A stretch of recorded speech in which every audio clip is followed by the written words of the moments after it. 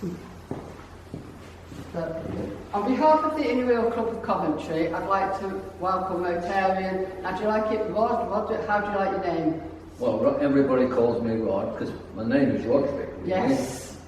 So we welcome Rtn Rod to give us a nice talk about all these, well, whatever they are. So welcome. Thank you. Thank you, Janet. Good morning to everyone. Janet's been trying to get me here for about 2.5 years, I think.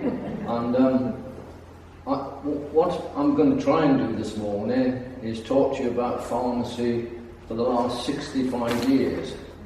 I'll have a job to fit it all in, but we'll see how far we go. I turned Janet down because I cannot do this sort of talk on Zoom. And another reason was I hated Zoom. It was so impersonal that I felt depressed every time I had a Zoom meeting. I felt depressed at the end of it because there was no feedback and there was no contact or anything with anyone. Now, I went to church yesterday morning and we've given out the palm crosses. I expect a few of you have them. But I looked at mine and I thought, well, inflation has taken effect on it because it's about 1/4 of the size that they normally are. I don't know whether you have these small ones or not, but we always had sort of ones that were about 4 times the size of these. So even sort of inflation affecting a palm cross. I've got some space if anybody wants that one, willingly they can pick it up. I'm going to pass around to you a prescription book from 18 something or other, somewhere in the 1890s I think it is. It's in Latin, so you won't understand it. And this was a private prescription book in which private prescriptions were written. But if you look through it, the writing in it is absolutely copper plate. And every one of these that I saw during my career, and I must have seen hundreds of them, the standard of writing was always immaculate, which shows the difference between the education in those days than it is now. So just pass it around. It's quite heavy, so don't drop it on your toes. But it's from 18, I think the first prescription is 18 something or other at the start of it. I went off to pharmacy school in Chelsea in London, part of London University, in 1954. Now, a pharmacist, you might wonder the training of a pharmacist, and you will see that even now more and more is being taken away from the medical profession and given to pharmacists. And they're doing more and more things. I was trained in the old days, as it were, and I went off to university expecting to have a nice, easy time, because people go off to university and you hear them say, oh, I've got 10 periods this week, or I've got 5 periods this week. I went from school full-time to pharmacy full-time. We started at 9 o'clock each morning. The first year we had 4 lectures, each of 3/4 of an hour long, and we finished at 1:15. At 2:15 we started in the labs, and we did another 4 hours of practical work. The second year it was reversed. You did 4 hours in the labs in the morning, and you had 3 lectures in the afternoon. All intense. I studied physiology, pharmacology, forensic pharmacy, pharmacy, pharmaceutical chemistry, and pharmacognosy. The pharmacognosy is the study of plants and that sort of thing.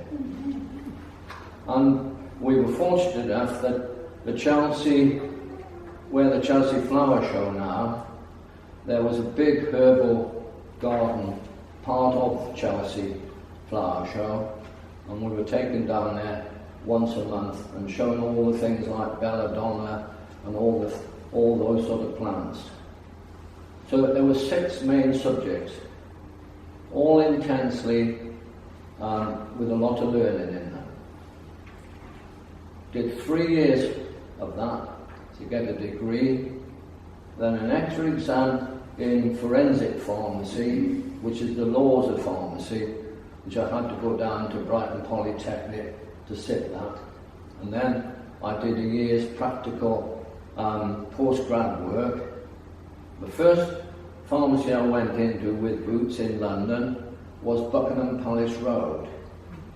And they said to me on the first morning there, "Oh yes, we do get prescriptions from the Palace, and you're a nervous pharmacist just starting out on your career, and you think, oh, I'm getting prescriptions for the Queen and for all these sort of people. Just hope I don't make a mistake." Well, from my point of view, fortunately, the second day I got moved to the city, to the Moorgate branch, and I spent my whole 12 months in Moorgate under the tuition of another pharmacist. In those days we made everything. We made suppositories, hence a suppository mould.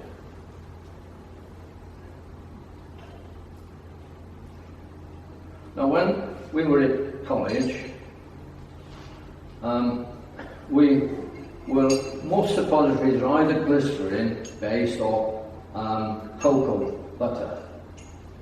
Glycerin and gelatin or cocoa butter. So if you went into the chemist these days and bought a glycerin suppository for your constipation, you would find it's sort of got a gelatin base, so it's clear. At university, they used to make us put something like copper sulphate into them. I mean, you would never use that. But the reason for putting copper sulphate in was copper sulphate is bright blue. And if you didn't get your mixture right, the copper sulphate would sink to the bottom. So when you took your suppository out, it had a blue tip on it and a white top. And you would get failed straight away on something like that. So what you did was grease your suppository, put it back together from the dish that you'd melted the gelatin and the glycerin in. You would pour the suppository into there, and then you would let it set, like you do really with cooking, etc. So that was suppositories. There was a bigger one, which was for the ladies. Why do the ladies have something bigger? And that's a pessary mould, made in exactly the same way. This little contraption is a cachet machine. Has anybody ever seen cachets? Cachets were a form of administration like a capsule is today, and it was like the wafers you had at communion. It was that sort of constituency, and it was like 2 flying saucers. So you put the one flying saucer, and they were of different size. The one down the middle is actually for capsules. So you put the flying saucer in there, and then you put the frame over the top, and you, with whichever was the right size funnel, you put your ingredients in through the funnel into the bottom half of the cachet. And then you took that off. It's a bit stiff these days, this, like me. Will come off, says he. And then you have the other half of the cachet, the other half of the flying saucer that were there. You moistened the edges, and then that went over, and the 2 went together. You left it, and your cachet would come out there, ready for taking. I don't suppose you've ever seen anything like that.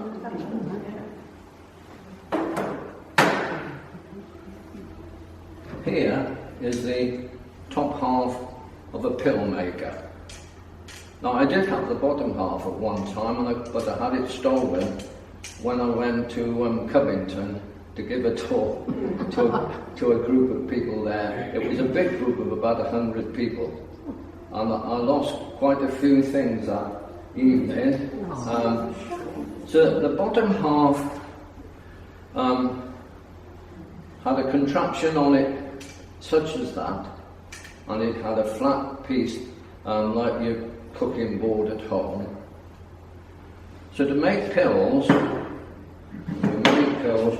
you got your pestle and mortar, and again you mixed up the ingredients in your pestle and mortar.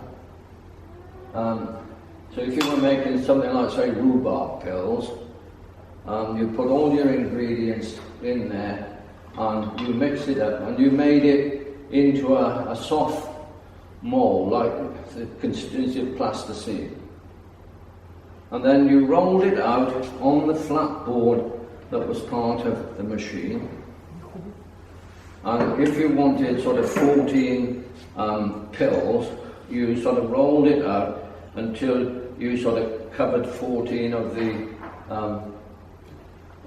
sort of intrusion. And then you put it on the bottom half of the pill board, like it was more like a sort of a worm really, and then you cut it with the top half. So you had 14 pieces. And then you had a pill roller, which again I had stolen unfortunately, and the pill roller was made of wood, and it was this shape, made of wood, and you put your pills inside there and you rolled them round and round and round till they were completely round, and there was always a consistency in the pill that made it shine, so it would come out shining.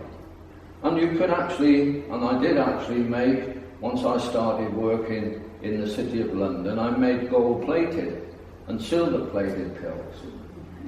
So you made your pill, and then with gold leaf, you know, like we used to put the letters on briefcases and things, with gold leaf, the gold leaf would go in the pill roller, like that, and then you'd roll again for sort of 5 or 10 minutes, and your gold pills would come out.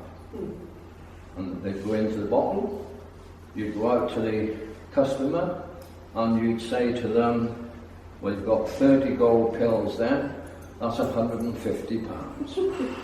Now I'm talking now in the early, the late 50s and the early 60s. And in the City of London, they didn't blink an eye. Now I was born in South Wales in the 30s, in the Depression. My dad was a miner who worked in the pits for 47 years, except for the 3 years when he was in the First World War and fought on the Somme. So I knew what poverty was. I hadn't had a new pair of Wellingtons until I was about 12, because I always had to have my sisters as hand-me-downs. So there was this lad from South Wales who knew what poverty was, and I was going out and I was saying to people, £150.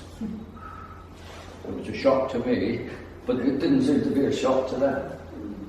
And things like acromycin and tetramycin tablets and capsules were just coming on the market in those days. And again, somebody have 100 acromycin or tetramycin, and you take them out, and they were £100. And again, they wouldn't. This was the City of London, even in those days. And that was before the days when, if you know the City of London, where Wall Street and all that area, there was nothing there at the time. It had been bombed, and they were just beginning to start to build it. So it opened my eyes to wealth that I'd never ever seen in my life. The pestle and mortar. In this we mixed everything from powders. You remember Beecham's powders, the way they were folded individually in the packs of 10. Again, we were taught how to do that, how to put a greaseproof lining inside the white demure paper that they were wrapped in. So all these things took a long time to prepare. So you couldn't go into a pharmacy and sort of hope that you'd get your medicine back very, very quickly. Because everything, remember the old brown cough mixtures? Many of you remember those? And then the one that was very famous, the kaolin and morph mixture. Remember, it used to separate out to a sort of a creamy colour in the bottom, and the top half was brown and clear. All those things had to be made. All those things took time to make. All the stomach mixtures, all had to be made. Pharmacy today has completely changed from that. They don't make anything, and in fact, modern day pharmacists can't make anything. The old pestle and mortar with tragacanth powder or acacia powder, we could sort of change the world, because we could make oil and water mix. And we used to get the emulsions. There was emulsions with phenolphthalein and things like that for constipation. Liquid paraffin and other ingredients mixed with it. It used to come out as a very thick, revolting mess. But we could do that. It took time with a bigger pestle and mortar than this. We made lots of ointments. When I was working in West Bromwich, in Sandwell, we had on the Tuesday and the Thursday afternoon what this called the skin clinic. And at the skin clinic, they used to issue prescriptions for coal tar ointment and things like that. And the amount of it would be a pound in weight. And it perhaps be 2% or 4%. 5% was the maximum strength. And we had to mix it, and we mixed it on a slab with a spatula. Now, if you think how long that would take to have it, a constituency even in a pound in weight, you would work on it, and we used to sort of take it in turns. You were on that Tuesday afternoon. If you were on that Tuesday afternoon, you didn't do Thursday. Because by the time you'd made about 5 or 6 pounds of ointment, your arm and your wrist and everything was very tired. I've got very strong wrists, and most old pharmacists have got strong wrists, because all the liquids and the mixtures we made at times were in half-gallon demijohns, Winchesters. And we had to learn with remember the old conical measures?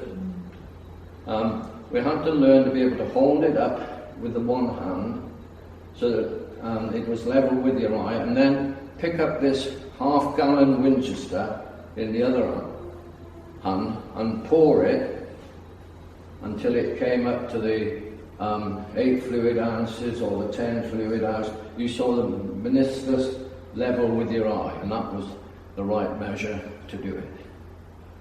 So, very strong wrists. It came over a period of time. I brought along as well 1 or 2 sort of bits and pieces that were sold in pharmacy, the inhalers, things that kept, you kept this confection of senna that was kept in sort of things such as this and sold in utensils such as that. We used to use, in the early days, the old Troy weights. And there were 437.5. Could you think of a more complicated number of that? There were 437.5 grains in an ounce. But there was also a Troy weight of 480 grains in a Troy ounce. Now you hear them talk about grains in these. A grain was a very, very small weight, but we had balances that could weigh a grain. And sometimes we would have to make mixtures that had just 5 grains in it of something. Important if it was something very potent. So you then had measures that was a scruple. You've heard of a scruple. A scruple is 20 grains. And then there was a dram, and the dram was 60 grains, or if it was liquid, because in liquid you were talking of about the 480 minims. You've heard of minims? And 60 minims is a teaspoonful. And 2 teaspoonfuls on 120 minims is a dessert spoon. And 240 minims is a tablespoon. So that was the liquid measures. And again, you were making things such as eye drops, a 2% solution of eye drops. And that meant 2 grains in a fluid ounce, which was 480 minims. So the accuracy had to be there, and we were taught to do that at university. For my final exam, which was 6 hours long, a practical exam, I had to make ferric chloride solution. So to make ferric chloride solution, a certain quantity, I think it was 10 fluid ounces. First of all, I had to think, well, what goes into it? An iron goes into it. So I went and found the iron wire, I rolled with it in the lab. And what does iron do in its form? It oxidizes. So it had rust on it.